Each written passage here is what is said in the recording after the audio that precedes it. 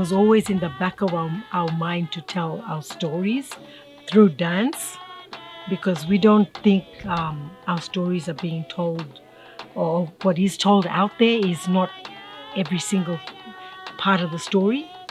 Like the stories are with us because it's what we've grown up with, and sometimes when it's written by someone else for someone else, not everything is captured in that story. So that's been it's been a big thing around the discussions that we used to have.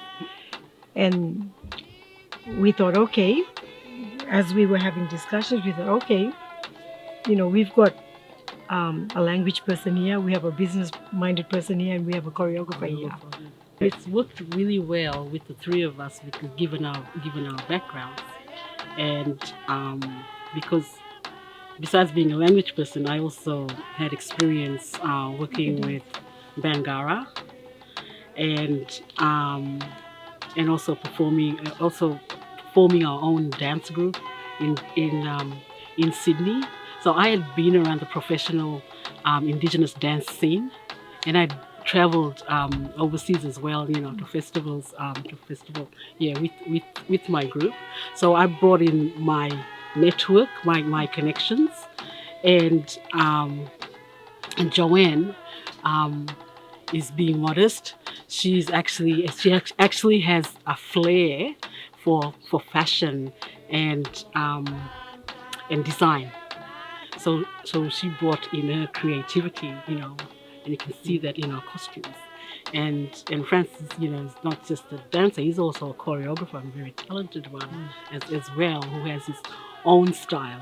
We take stories that have been with us, handed down through generations, and we retell those stories.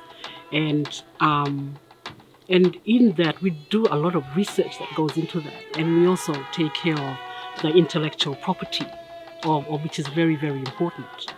But then also, the culture evolves, and you have to find new things all the time to add.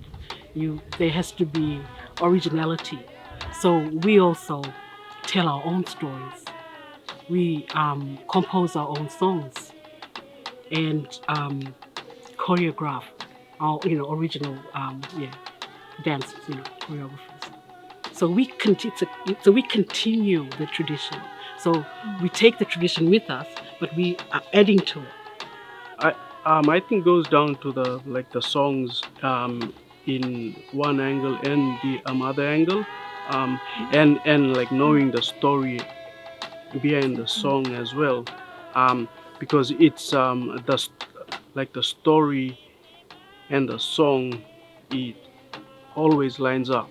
As soon as the story and the song lines up, I put it into a practical, and like before I showcase, I have to call one of the elders just to make sure everything's it's okay, and then I showcase it. Yeah, since like kids I only dance once twice and then got no um, even like one interest in dancing, so I yeah, didn't even even wanting to dance because I had this shy in me. So yeah, um, but it took me a while till when I went to Sydney, and then um I found something, and I felt it, and I thought, oh, I think this is something from our gods. So yeah.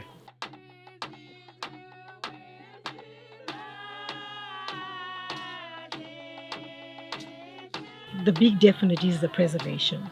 Like there's a lot of stories, um, like I said before, like they're not being lost, but they're not being told properly. We want to preserve it. We also want to pass it on to the younger generation. To me, it's stressing to the younger generation. It's not just the fun of dancing, but you have to know the song, and to know the song, you gotta know the language. and not necessarily know, but know how to pronounce those words and know what they mean. And we keep stressing to the young ones that you're missing that beat, or because, or you're not doing this action because you don't know the song. Learn the song, and we're always stressing to them to learn the song. For me personally, I think that with Niger and Gigi, we've been very proud ambassadors for Australia and Torres Strait, um, and for Sideline and for our families, and I think that we are a shining example to the younger people, and to our community, that our culture matters, and um, we should be working hard to preserve it, and there is so much substance and goodness in it, and that you can actually make a career out of it, and it is something to be proud of, and to show and shine to the world.